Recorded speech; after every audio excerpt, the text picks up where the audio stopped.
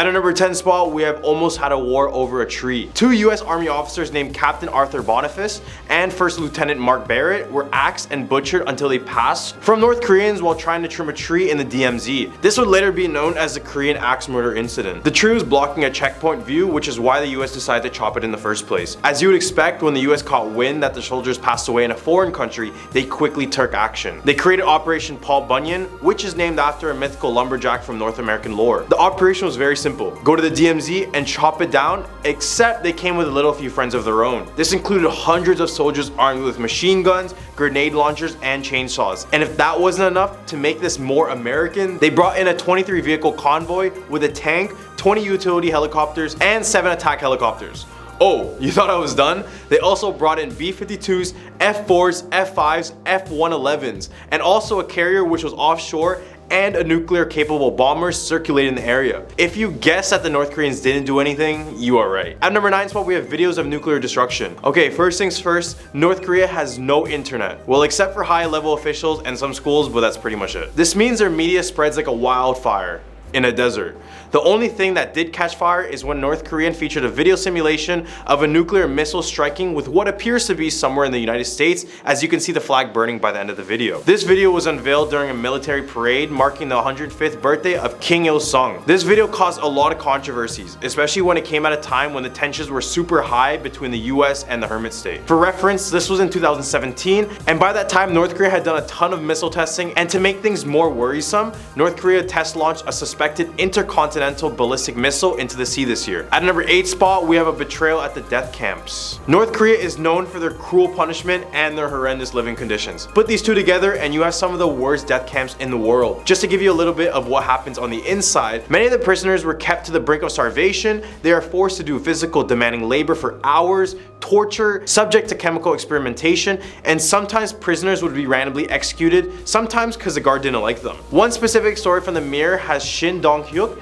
share his experiences in these death camps. When he was 13 years old, he overheard his mother planning to escape the camp. Since he was practically born on the camp, all he knew was to obey and report anything bad in the eyes of North Korea. So he ratted his mom out. He would then recall watching his mom and his brother being dragged out and publicly executed in front of his very eyes. The worst part about this is that at the time he believed he did good because he claimed this is the type of brainwashing he underwent at the camp. At number 7 spot, we have Otter Warm Beer. Warm Beer was a student from UCLA and decided it was time to go somewhere outside of the box. He then went on a trip to North Korea through a Chinese company called Young Pioneer Tours, which is still one of the biggest tours to this day. In the hotel he was staying at, there was a forbidden floor, but he went there anyway and stole a political poster off the wall. This was all caught on film. This is all because a church in Hawaii that he was a part of wanted him to do it. During his confession speech on February 2016, he said this: I have been very impressed by the Korean government's humanitarian treatment of severe criminals like myself, and of their very fair and square legal procedures in the DPR Korea. This is a load of barnacles. Then on March that same year, he was convicted and sentenced to 15 years of hard labor. Negotiations happened, but it wasn't until June 2017 when North Korea released Otto.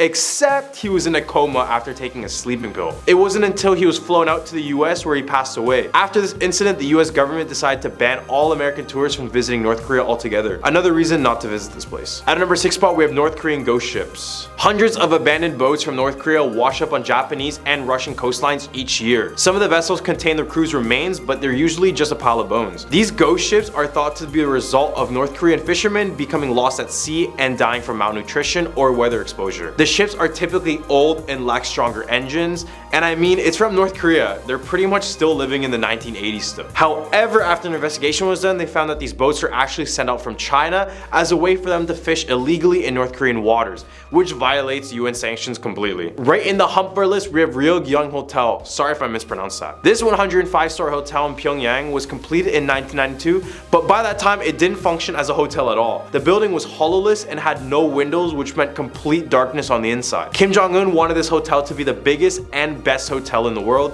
but it completely fell short from that goal. It still remains empty to this day. It's literally just a large structure just overlooking the city, and it's more scary to think that no one actually goes into that building. And in fact, this is the world's tallest unoccupied building. Now many theorists have claimed this building isn't empty and it harbors something more sinister inside. This may be a stretch, but online communities have mentioned that SCPs and other governmental projects are being kept secret in this building, hence why it will never truly open up to the public. At number 4 spot, we have Room 39. Room 39 is a secretive North Korean organization that figures out ways to get funds for Kim Jong-un. This room is in a ruling workers' party building in Pyongyang. The main goal of this room is basically to make sure that Kim and his family never run out of funds, and most of these ways are through illegal means. Legally, they invest in many different precious metals and currencies and some companies, but illegally, which is where they make most of their money, they allegedly make their money through means of narcotics, human trafficking, and most famous, counterfeiting money. The North Koreans are so good at creating counterfeit US dollars that they created a super note, which is supposedly 1-for-1 of a US $100 bill. Some people in the US have actually been prosecuted for distributing the money that was produced in this very room. This room also serves as a place for arms dealing, where they usually sell to terrorist organizations and dictators for money. At our number 3 spot, we have Kim Jong-il's tomb. His tomb is on this list because it just gives everyone other than North Koreans the utter creeps. The mausoleum contains the embalmed body of North Korea's late leader Kim Jong-il, and it was open to tourists for some time. During that time, you could see the leader in this glass box with his body resting inside. Just a creepy sight to see in general, let alone a dictator who causes people to suffer. At number 2 spot, we have the Shincheon massacre. Now before I get started with this one is all up for speculation. North Korea has said this happened while the US has said it was falsified, but forget about what we care about, let's just care about the North Korean side right now. They claim that a mass murder took place in the 1950s during the Korean War. In the town of Shincheon, American soldiers supposedly took the lives of over 35,000 civilians in the course of 52 days. If this was true, this would make it one of the most deadliest massacres in history, but that's if. Now this event is memorialized in the Shincheon Museum of American War Atrocities. Yup, there's a museum on horrible violent acts, and some of the paintings in here are pretty disturbing. At our number 1 spot, we have an election. This one is probably the least scariest on this list, but the fact that people have no right to vote for their leaders is definitely terrifying for me at least. Voting in North Korea is actually a thing. When you're supposed to go in for voting, many people show up super early to show a sign of loyalty. But when they're there to vote, it's just mandatory to vote for the SPA party, otherwise known as the Supreme People's Assembly. There's also supposedly private voting booths, but seriously, what do you have to hide? If you do attempt to vote for someone else, the police will follow you and find any ways to incriminate you or declare you insane. Starting off at number 10, Loch Ness Monster. Of course, Nessie has to come first. From the beginning, it was Nessie who wanted me there. Nessie? You nicknamed my daughter after the Loch Ness Monster?! Almost everyone knows the story of the monster in the lake that people have been trying to spot for thousands of years. The first recorded spotting was in 565, but few have actually seen it. The world took an interest in this myth in the 1930s, when the first photograph was released claiming that this was the Loch Ness Monster. In 1933, Alec Campbell reported a sighting by Aldi McKay of what she believed to be Nessie. Mr. Campbell's report described a whale-like creature in the loch's waters, cascading and churning. Then in 1934, a British surgeon, Colonel Robert Wilson, claimed he took a photograph of the monster while driving along the northern shore of Loch Ness. I mean, we have only discovered like 5% of the water on Earth, so maybe there's something lurking deep down, but what do you guys think? Is she real? Is she all just a hoax? Now at number 9, Robin Hood. Legend has it Robin Hood was an outlaw living in the Sherwood Forest with his merry men. The first known literary reference to Robin Hood and his men was in 1377, and the Sloane manuscripts in the British Museum have an account of Robin's life, which states that he was born around 1160 in Lochsirlee in South Yorkshire. Robin became a popular folk hero because of his generosity to the poor and peasants, and his hatred of the sheriff who enforced the forest laws. Some date his adventures as taking place during Edward II, but other versions say the king was Richard I. Robin had fought in the Crusades alongside Richard I before returning to England to find his land had been seized by the sheriff, which he wasn't too happy about. Coming in at number 8, Grindylows. You know, kinda like in Harry Potter. I know, how many Harry Potter references am I gonna make on this channel? Holy! Grindylows are supernatural creatures that appear in the folklore of England, mostly the Lancaster area. They are described as small, non-human entities with scaly skin, a greenish complexion and sharp claws and teeth, and long arms with lengthy fingers at the end. They dwell in ponds and marshes waiting for unsuspecting children, which they then grab them with their strong grip and drag them into the waters. Grindylows have been used as shadowy figures to frighten children away from pools, marshes, or ponds where they could drown. Here at number 7, London fog. On December 4th in 1952, smog began to cover London. The smog was present for 5 whole days and ended up leading to the passing of at least 4,000 people. On a regular Thursday afternoon, a high-pressure air mass stalled over the Thames River Valley. Suddenly, cold air came in from the west side, and the air in London became trapped. The problem worsened by the low temperatures, which caused people living there to burn extra coal in their furnaces to keep warm.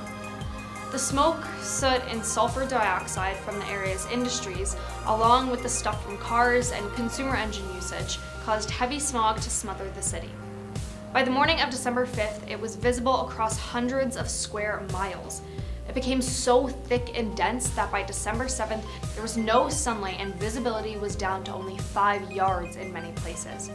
Eventually, all transportation came to a halt, but not before the smog caused several train accidents, including a collision between 2 trains near London Bridge. However, that wasn't the worst thing.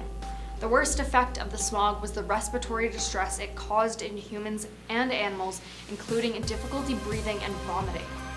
A high number of people in the area, numbering in the thousands, passed away in their sleep that weekend. Now, it's a little crazy to me that all this happened and so many people ended up losing their lives. Taking our number 6 spot, Owlman. A small churchyard in Morton was a sacred spot long before the 13th century church was built there, with views over the Helford River. Sightings of a flying creature about 5 feet tall, half man, half owl, with glowing red eyes, silver feathers, and crab-like claws have terrified tourists since the 1970s. Oddly, all but one of the dozen or so eyewitnesses of the Owlman have been girls or young women, most under 16. So is this a creature that lurks the night, or is it a real person that wants to capture women and hurt them? Halfway at number 5, King Arthur and Excalibur. Still a relatively well-known myth, King Arthur and the Sword and the Stone is a myth of strength and honor. The legend goes that the magician Merlin placed the sword Excalibur in a stone, and whoever removed it would be the rightful king. Then Arthur removed it and went on to defend the country against invaders, along with many other heroic tales. King Arthur is a central figure in English history, and though some of the legends surrounding him may not be true, we do have centuries of literature, so I mean, in medieval times, this one doesn't seem too much of a stretch, but who knows. Number 4, Black Shuck, or Black Dog. The legend is perhaps the most common local myth in Britain. Among the graveyards, by crossroads, in the darkest forests, lurks a fear stirred first in the early medieval times. In Suffolk, this calf-sized hound with glowing red eyes is a harbinger of doom and death. It often appears during electrical storms, such as the one that struck both the churches of Bungay and Blythburgh on the same day at the exact same moment in August 1577. Leaving scorched claw marks on the church door at Blythburgh, and there were at least 2 fatalities. I mean, remember what I said about black dogs and top 10 TikToks that will make you question reality? Which, check out the video if you haven't already, but I mean, I don't know. I love black dogs, but still. Coming in at number 3, red caps. A red cap is a malicious and malevolent goblin creature. They are said to live in the ruined castles along the Scottish borders, murdering those who stray into their homes. They wear red hats that are dyed with their victims' blood. And to keep their hats red, they must hurt others regularly, because if they don't, they won't survive. You can't outrun a red cap and they will always catch you. I mean, go there and see if you can find one, but know that you have been warned. Here at number 2, the Nuclavi. It's said to be the most terrifying creature of Britain. Around the waters of Orkney lives a skinless human horse, a being of rage and pestilence. The Nuclavi has a head of a man, only much bigger. Some people speak of flippers on its legs. The sea-dwelling beast kills crops with its breath, and makes livestock sick when it comes onto land, smelling of burning seaweed and set to exact revenge on any helpless soul unfortunate enough to witness its arrival. Like many British monsters, it's said that if you want to escape from its demonic presence, you need to leap across a freshwater stream or river. Taking our number 1 spot, Jack the Ripper. Jack the Ripper terrorized London in 1888, taking the lives of at least 5 women and disfiguring their bodies in an unusual manner, indicating that the killer had a very good knowledge of human anatomy. The culprit was never captured or even identified, and Jack the Ripper remains one of England's and the world's most infamous criminals. All 5 passings took place within a mile of each other, in or near the Whitechapel district of London's East End, from August 7th to September 10th, 1888. Now, despite having committed these heinous crimes and investigations claiming definitive evidence on their identity, his or her name and motive is still unknown. Starting off this countdown at number 10, the Singapore Stone. Did you know that Singapore has its very own Hercules? Known as Badang, a poor fisherman lived his humble life by the Singapore River. When he realized a water djinn had been stealing his fishes, he set a trap to catch the spirit red-handed. He then confronted the captured spirit, who promised to grant his wish in return for its release. Badang proceeded to wish for superhuman strength and was soon appointed court warrior by the Sultan of Singapore. Warriors from far and wide started swarming in to challenge the strong man, including India's Wadi Bijaya. The two dueled in a series of contests, and the last one saw them lifting a massive rock and throwing it towards the Singapore River. The rock was discovered years later at the spot where it was said to have landed, and not just that, there was an inscription on it, probably to commemorate Badang's achievement. However, only a fragment of the rock survives today, and as it's been said, the Brits blasted it to pieces in 1843. While it's housed in the temporary closed National Museum of Singapore, you can still see it online. Barely a meter wide, the Singapore Stone is a fragment of a large sandstone slab that once stood at the mouth of the Singapore River. Blown up in 1843 to widen the passageway of the river mouth, this fragment is believed to be over 1,000 years old. Number 9, Red Hill. Red Hill has a bloody tale behind its name. As strange as it sounds, it all started with a swordfish infestation, where the sea creatures attacked unsuspected villagers and fishermen by the shore. An idea came out of using a banana tree trunks as a barricade to trap the swordfishes. He brought this up to the Sultan, who granted permission to proceed. The brilliant plan worked, earning him the respect and admiration of the villagers, but not the Sultan, who soon became envious of the attention. Out of jealousy, he ordered his men to rid the boy, even taking his life by any means necessary. And so they did. The poor boy's blood flowed down the hill where he lived, staining it blood red, and so that's how it's said it's got its name. Number 8, Kusu Island. An island with an interesting backstory is Kusu Island, also known as a sacred site. The island is home to a Chinese temple and 3 Malay shrines. But do you know where it gets its name from? Kusu means turtle in Hokkien, and legend has it that a giant turtle transformed into the island to save stranded sailors and fishermen, victims of the stormy weather. The sailors and fishermen returned the following year and the year after with offerings to show their gratitude. From then on, people head down on the 9th month of the lunar calendar to pay their respects. Number 7, Radin Ma. Radin Ma is the name of the area between Teluk Bangla, Bukit Permi, and Jalan Bukit Merah. Sorry if I mispronounced any of that. As well as a couple of known landmarks around the city. It's also the name of a Javanese princess, Radin Ma Ayu. Her father was a warrior prince, her mother was a commoner, and their marriage was condemned by the Sultan. One day, while the warrior prince was away on an expedition, the Sultan ordered his men to burn their house down, killing his wife. Radin, however, was saved by a loyal servant. Upon his return, the devastated warrior prince left the Javanese kingdom for Temasek with his baby daughter. Soon after their arrival, the Sultan of Temasek arranged for the warrior prince to marry his daughter. Similar to the tale of Cinderella, Radin's new stepmother wasn't a big fan of hers. The plot thickens when the adult Radin was to marry her stepmother's nephew, whom she refused. Not liking her decision, he attacked her main man in life, her father. In an attempt to save him, Radin was hurt in the process, receiving a stab in the heart. It's said that her body is laid to rest at the foot of Mount Faber, where there's a shrine in respect of her loyalty. Number 6, Island of Death. Plamati, or Island of Death, was a former name of Sentosa. While no one knows exactly just how the island got its morbid name, it's been said that the island was once a place of piracy and bloodshed.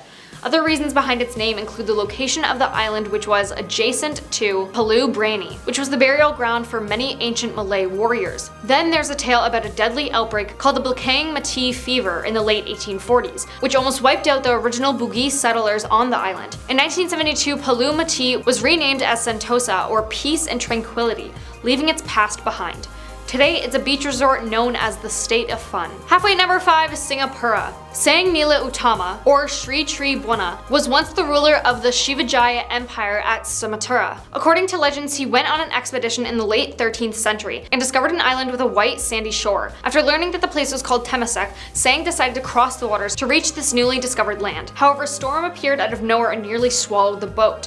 In a desperate attempt, Sang threw his crown into the turbulent waters. The weather in the sea immediately became calm, and the crew reached Teluk Blanga safely. As they landed, a strange beast was spotted from afar. Upon hearing that it was a lion, Sang was overjoyed and decided to name the island Sigapura, or Lion City. The discovery was said to have happened in and around AD 1297, and Sang went on to rule for 48 years before his passing. His palace and burial ground was located on top of Bukit Larangang, or Forbidden Hill. Number 4. Sisters Islands. Lying south of Sentosa, Sisters Islands refer to Pulau Sabar Darta and Pulau Sabar Lut. Many years ago, there was a pair of sisters, Mina and Lena, living by the southern coast of Singapore. Being very attached to each other, the sisters vowed to marry 2 brothers so that they could live together always. However, one night, Lena ran into a group of pirates by the sea. Stunned by her beauty, the pirate chief was determined to marry Lena. When the dawn broke, the pirates came and abducted Lena to their ships. Weeping over the loss of her dear sister, Mina came swimming after the boats. The stormy waters were merciless, and she was doomed eventually. In a desperate attempt, Lena broke free and dived into the sea. The next day, a pair of islands appeared where the sisters had drowned. They were named Sisters Islands by the villagers in memory of the 2 girls. And legend has it that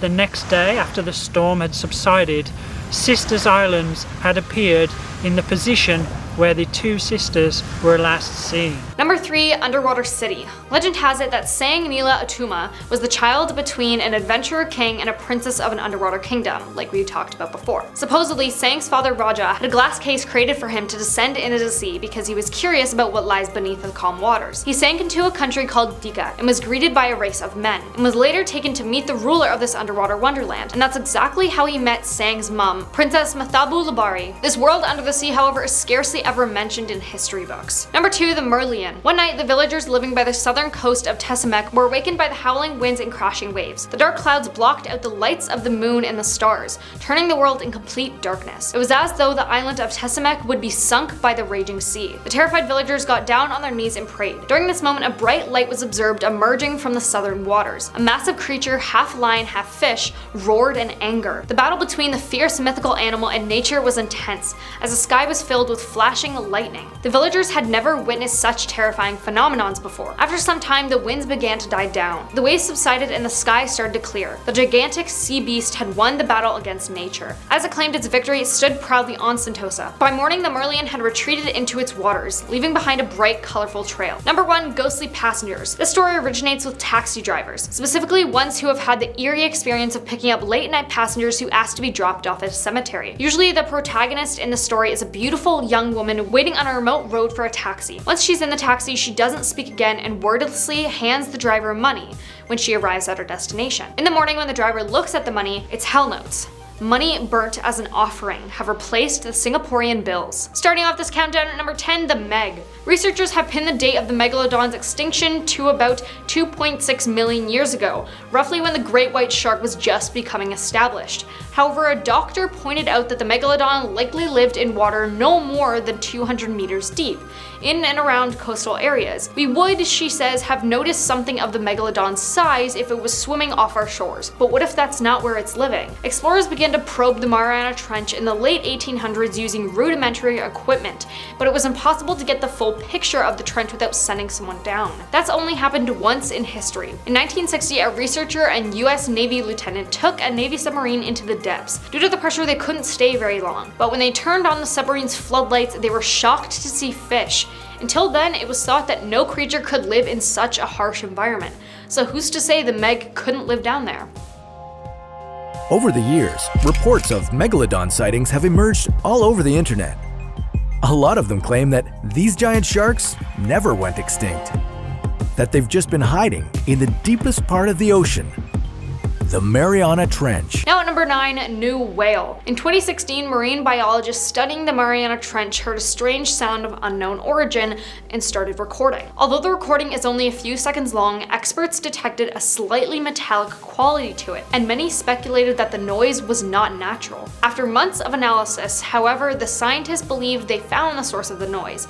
It's currently theorized that the sound, which marine biologists call a biotwang, is the low-frequency call of a new type of baleen whale. However, that's just one theory. Others say it's still a whale, however it's got shark-like teeth and has mutated into something unimaginable. Here at number 8, sea devil anglerfish. If a fish has the word devil in its name, it's a safe bet that it's going to be freaky, and sea devil anglerfish does not disappoint. It features a whole list of interesting, strange characteristics. As its name strongly hints, this is a fish that would have swum up straight from hell, with its weird body, razor-like teeth, and cold death stare. Although they're bizarre and scary looking, at least they're not huge. Females generally top out at 8 inches long, and the males are much smaller, at maybe an inch long or so. As an anglerfish, the sea devil doesn't dart after its prey. Instead, it has a protrusion from its forehead that dangles a glowing lure to attract unlucky animals. With its huge gaping jaws, the sea devil can actually devour creatures larger than itself. We believe that this is the first video footage ever made of this species, alive and at depth. Eyes of this angler are quite small. In their dark habitat, anglerfish rely more on feeling the movements of other animals in the water around them than on vision. The tiny pale dots you see along the sides of the fish and on its head are organs very sensitive to the slightest movements, and they function very effectively. Now coming in at number 7, goblin shark. The goblin shark is a rare species of shark. Its unusual and creepy appearance is often described as fossil-like. It has pink-toned skin and a distinctive snout shape. It is elongated and flat, with a protruding jaw and skinny, incredibly sharp teeth. They can grow to be about 10 to 13 feet in length, and they are rarely seen by human beings. It's still unclear what the unusual snout is for, but the older they get, the deeper they dive. Most goblin sharks are 10 to 12 feet long, but they can grow much bigger.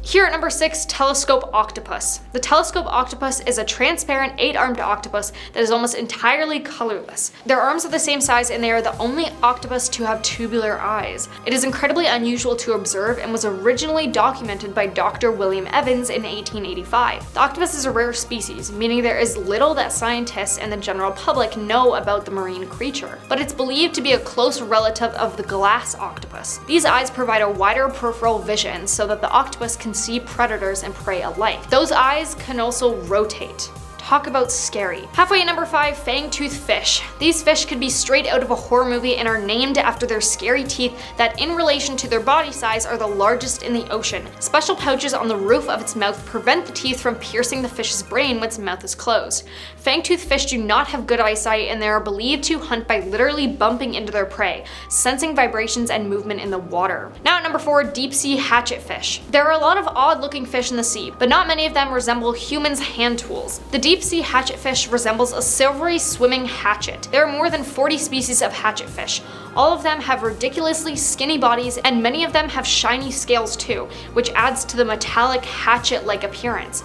They are small fish, and even the biggest types to grow only to about 6 inches long. Their delicate looks contradict their serious ruggedness, because these fish are found in depths pushing nearly 5,000 feet. Hatchetfish have bioluminescent bodies, and they can alter the brightness of their glow depending on how much light is filtering from above. In doing so, they're counter-illuminating their bodies in a clever camouflage technique. Their dim, self-produced light reduces their silhouettes, making it much more difficult for predators to spot them from below. Now at number 3, comb jellyfish. The comb jelly is a beautiful oval-shaped animal with 8 rows of tiny comb-like plates that it beats to move itself through the water. As it swims, the comb rows break up light to produce a shimmering rainbow effect. Comb jellies are gelatinous creatures with luminous body structures as they diffract any light that falls upon them. They use their comb-like plates to move around in the water. While they please the eyesight, these underwater marvels are vicious predators, even attacking their own kind sometimes. Some may be as tiny as a few millimeters, ranging up to nearly 5 feet long. Found around 3,000 feet down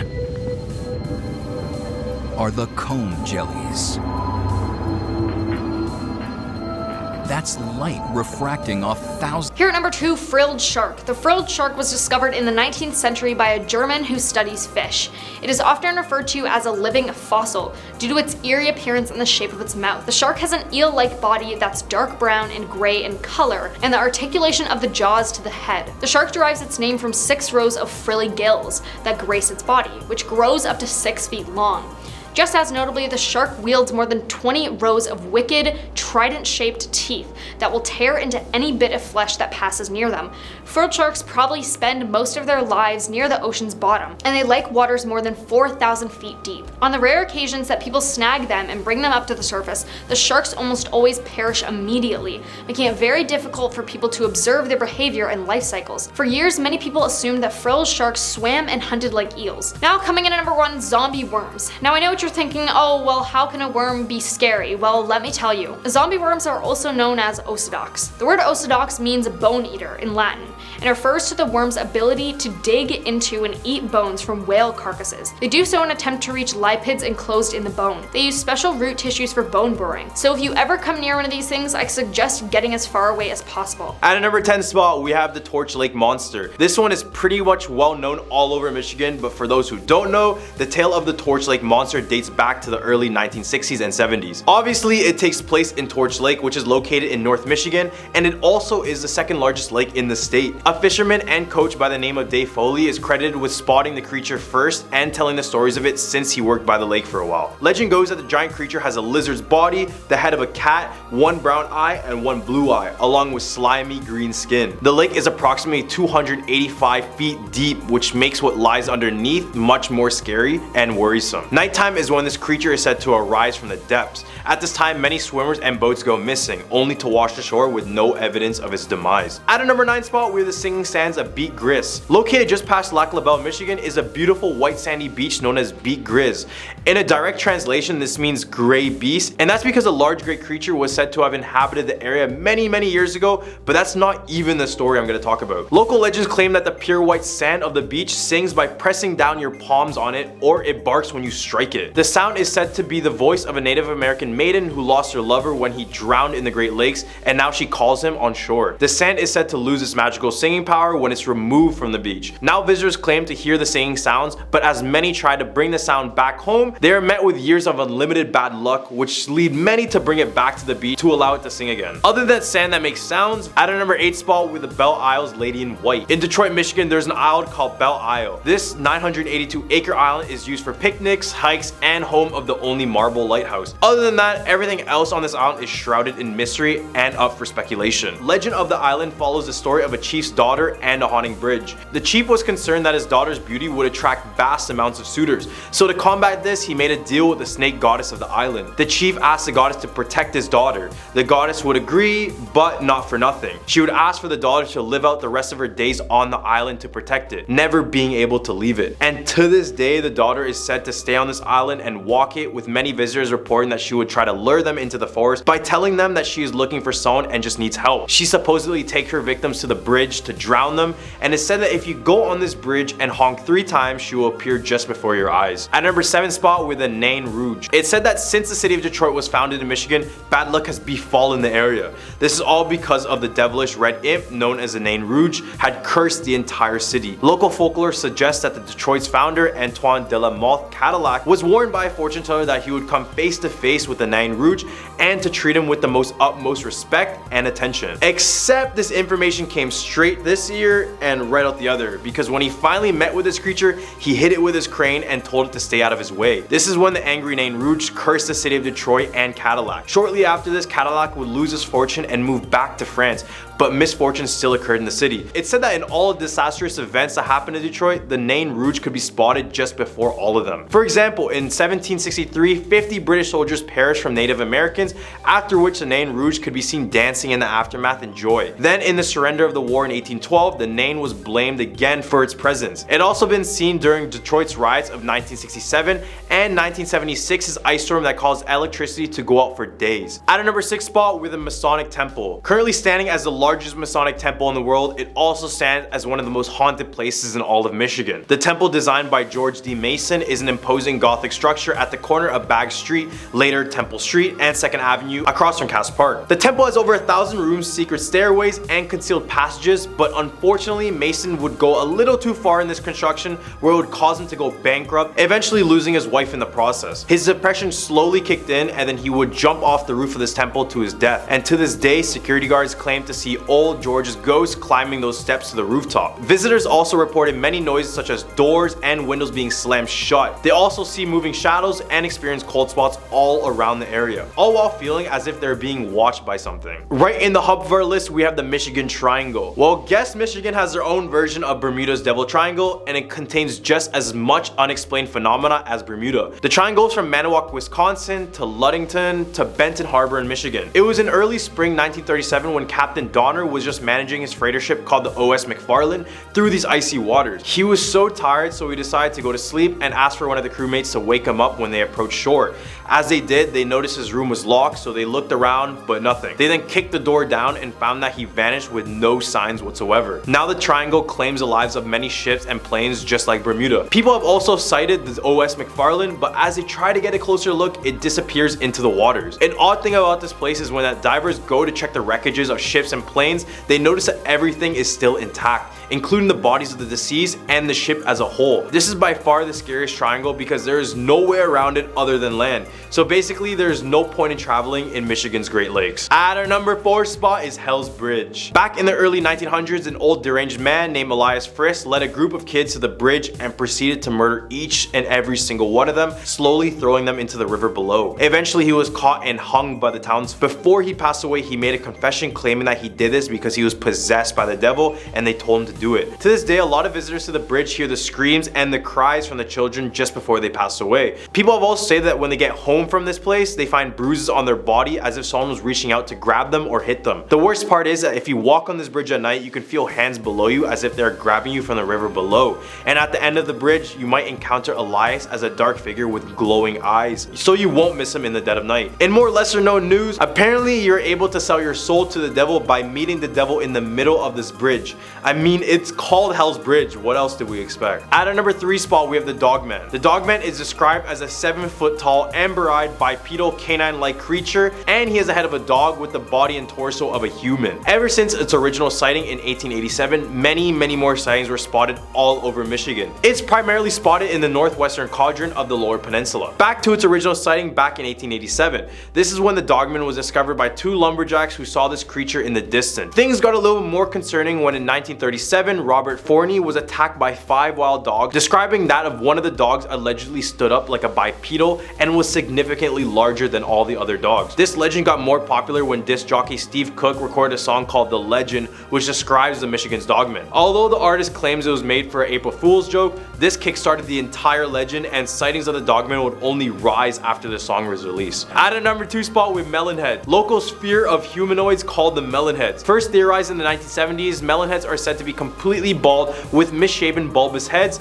deformed arms and legs, teeth like daggers, and luminous red eyes. Legend goes that Melonheads reside around Felt Mansion, which is home to Dora Felt, who is an American inventor. The Melonheads were said to be the children suffering from hydrocephalus, which causes your head to expand in some cases. They were located at the Junction Insane Asylum near the home, and it's said that they endured months and months of abuse, and that one day they decided to escape and run into the forests of Michigan, where they became animal-like and very feral. Many of these Melonheads are said to be looking for the doctor who failed to care for them in order to take his life. At a number 1 spot, we have Eloy Psychiatric Hospital. Located in Westland, Michigan, it was named after Detroit's postmaster Elois Davik. In 1839, it started as a poorhouse and a farm where the poor, the sick, and the needy would go for shelter and work. As time went on, the poorhouse transitioned into a psychiatric asylum and hospital. The buildings were self-sufficient, even having their own police. They were even one of the first hospitals in the world to use x-rays for diagnosis, so at least one good thing came out of here. At its peak, the place housed over 10,000 patients and over 2,000 staff members. After its closure in 1984, the hospital's abandoned grounds are said to have a few patients still left inside of it.